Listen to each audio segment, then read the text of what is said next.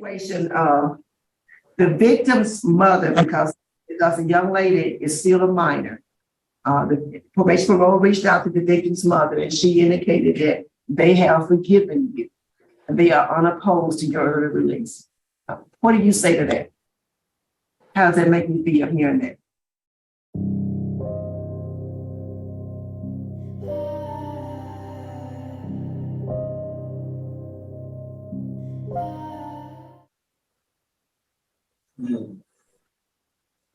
The Committee on Parole is called back to order. The time is 10:20. Our next case is Mr. Joshua Carter. Mr. Carter, would you please introduce yourself and give us your DOC number? My name is Joshua Carter. My DOC number is 708141. Mr. Carter, if you could just push Dad, that's good right where you are now. When you come too close, we lose. There you go. That's perfect. Thank you very much. Mr. Carter, let me explain our process to you. First, I'm going to read some information into the record, and the board is going to conduct a parole interview with you. At the appropriate time, we'll let anyone who wishes to speak on your behalf. Here today for you on Zoom, I believe, is Herlinda James, who I believe is your mother. Yes, sir. Okay. After we have a hearing, you'll be allowed to make a brief statement before the board, then the board will vote. You understand our procedure? Sir. This is a matter of Joshua J. Carter, DOC number 708141, date of birth February the 15th of 1997. He's a first-class offender. He has a parole eligibility date of June 29th of 2023. He is not eligible to earn good time. He has a full-term date of December the 28th of 2025. He is currently serving a 10-year sentence on the charge of forcible rape. Mr. Carter, is that information accurate? Yes, sir. Mr. Carter, your case has been assigned to Ms. Pearl Wise. She will begin our interview process. Would you please answer any questions she might have? Good morning. How you doing? No, I'm fine. How are you? I'm doing well. Doing well. Thank you for asking. How long you been in jail on this charge? Are you speaking on the original charge or the violation? Let's go with the violation. Okay, I've been in jail for 1 year and 3 months on the violation. 1 year and 3 months. Okay. And how old are you today? Today I'm 26. You're age 26. Okay. So tell me a little bit about your violation. Why did you get revoked?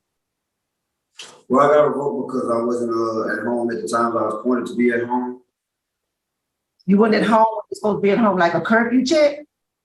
Yes, ma'am. Anything else? And that's the only reason you got revoked?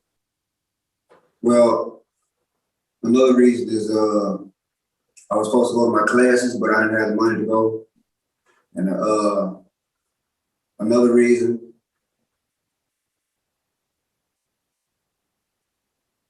I really not. I believe those are the only 2 reasons. The main reason was that I was not home. Okay. You didn't go to sex offender treatment classes, and you missed curfews. Is that correct? Yes, ma'am. Okay. When you're missing curfew, where were you? What were you out doing? Well, I had a girlfriend, and I spent most of my time with her. Oh, okay. So you had kind of left the house. Okay. So you recognize now that it's a serious violation because of your sex offense. You recognize that now. Yes, ma'am.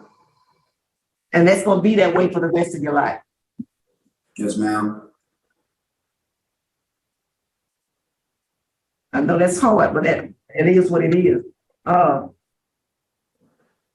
In your situation, the victim's mother, because the young lady is still a minor, the probation parole reached out to the victim's mother, and she indicated that they have forgiven you and they are unopposed to your early release. What do you say to that? How does that make you feel hearing that? That made me feel kind of good. Anything else? Well, it makes me feel like owning up to my charge.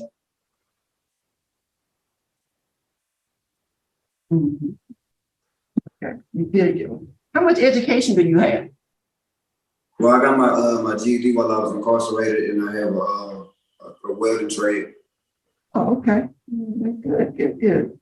I see that you completed Steve Horn in 2022. What did you learn from that?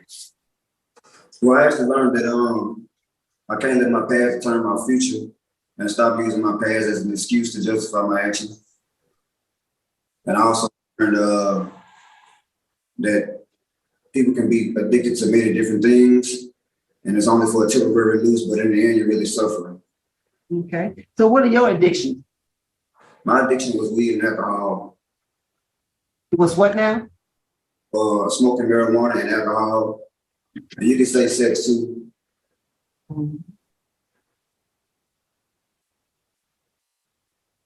And so how much of the sex offender treatment program have you completed? Well, I'm on phase 2 on the sex offender program. I saw when you completed phase 1. That's good to hear. And when I did the math, and you correct me if I'm wrong, when this incident happened, you were 17 and the girl was 7. Is that correct? Correct. I beg your pardon? That is correct. Okay. And I do want to inform you, as a part of this process, we'll reach out to the law enforcement community to get their opinion about early releasing. Now, you can do about it. I'm just putting it on the record. The entire law enforcement community is opposed to your early release. It's the DA, the sheriff, the judge, and just put that on the record. Yes, and there was some mention that you are on 3 different medications, and I looked these medications up. Just kind of, so do you have a mental health diagnosis? yeah, I've been diagnosed with depression. Okay. For how long? I actually started as soon as I got it. Once I got, arrested for this charge. Okay. So, but on the street, you weren't being followed by mental health in no way. No, I never found it to seek help until I came to jail. Okay. Are you still taking those 3 medications? Yes, ma'am, I am. And see, but one of those medications, well, when I look, Google it, it says, it's bipolar. So do you have that diagnosis? Yeah, I believe I have a depression diagnosis. I beg your pardon? I believe I have one for depression. Okay, that's the only one you know of. Okay, all right then. Well, I am concerned that you hadn't completed the sex offender treatment program. That's very, very important, and you're saying that for me. So that's all the questions I have. Is any staff member there that can tell us anything about how you're doing? Any staff members in the room? Yes, ma'am. Yes, ma'am. What was your, how's Mr. Carter doing? Disciplinary write-ups or things like that? He has not received any disciplinary actions from us while he's been here. All right, thank you. Anything else you can tell me about? What does he do every day? Mr. Carter is still in the Steve Oil program. Okay, great. He's set to graduate in August. So he's currently taking classes. He's in a MAT class for opiate use, anger management, classes about his addiction, and he's still in his sex offender treatment group. All right, thank you. Thank you so much for that. I saw it. Will he complete the section? I have his completion date in August 25th. Does that include sex offender treatment? That August graduation date, does that include the sex offender treatment classes as well? As long as he's here, he would probably still go to the sex offender treatment classes. But the August graduation is for the Steve Hall. Yes, ma'am. Oh yeah, I put the wrong year. I put August 22. It should have been August 23 in my note. That's where that's where I'm off. Okay. How much longer would it be before he completes the 4 phases of the sex offender treatment? I think it's self-paced. Isn't it self-paced in y'all's group you test? Yeah, as I complete a test and I pass the test, they give me a different phase, and I think it's up to like 3 or 4 phases. Can it be completed in 9 months? Right. Is it possible for him to complete the sex offender treatment within 9 months? I believe so, as long as he is able to pass those tests. Okay. Okay. Have you had any difficulty passing the test? Did you pass the first phase test? Yes, sir, I did. Okay. Thank you. Now we'll hear from Ms. Herlinda James. Ms. James?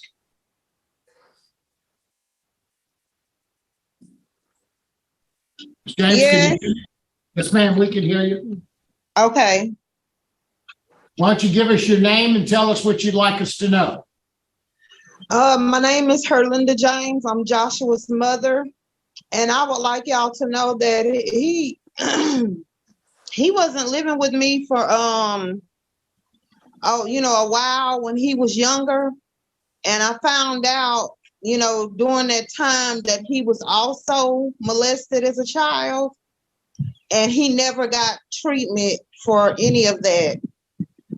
And I think because mental health runs deep in my family, especially bipolar and other mental health issues. And I just think that he really needs more mental health help. And out here, he couldn't get it because he didn't have insurance.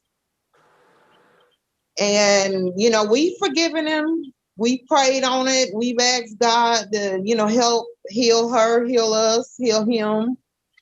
And I just think he just really needs some mental health help. Thank you very much, ma'am. We appreciate your comments. You're Mr. welcome. Carter, is there anything that you'd like to say to the board before the board votes?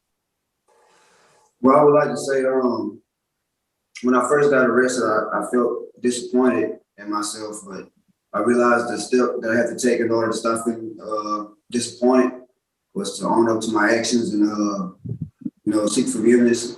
But since I've been forgiven, I also look at me being in jail as a time for me to change my life around. Build a relationship with God, get through the Steve Cole program. Even though I don't get good time, I just want some help. And I like when I was free, I never had a chance to go see a therapist or anything because I was too busy, trying to work and pay my probation officer off and stuff. But I also would like to say that regardless of the situation that you guys make, that I'm glad to just even have a chance to be in front of y'all to, express myself. So I just leave it up to God, and I ask God to, sustain my steps like He said He would in the Bible. Thank you very much, Mr. Carter. Well said. Panel ready to vote? Yes, I'm ready. Ms. Wise? All right. I'm glad that I got to meet you today. I believe you're gonna be all right. I really believe you're gonna be all right. But for me today, my vote is denied because I want you to complete the sex offender treatment program. You were just revoked in April of 22. That's just insufficient time served on that revocation for me. And you have a moderate risk and you have law enforcement opposition. But best wishes to you now. Thank you. Reapply when you're eligible. Thank you very much, Ms. Jackson. Okay, Mr. Part of my vote would be grant conditionally on completion of the sex offender treatment program, since there is a possibility that you can complete that program in 9 months. And you demonstrated to me that you matured a lot, that you recognize your own responsibility, and that was important for me. And you recognize your need to make better choices. And I think you are on the right path. And so my vote is a conditional grant upon completion of sex offender treatment. Mr. Carter, you have one vote to deny, one vote to grant, but I believe both of them are saying basically the same thing. You need to complete this sex offender treatment. You need a little help, a little more time to do what you need to do. I likewise would grant conditionally if you're completing the sex offender treatment program. I believe since your case is a sex offender, you need all 3 votes. So your parole today has been denied, but we all agree that you need to continue that sex offender treatment program. And once you complete that program, reapply again, and it's probably likely you'll be granted on that occasion. So good luck to you. I want to thank all the staff there at Bossier for your help today. We'll be adjourned at 10:35. All right, thank you. All right.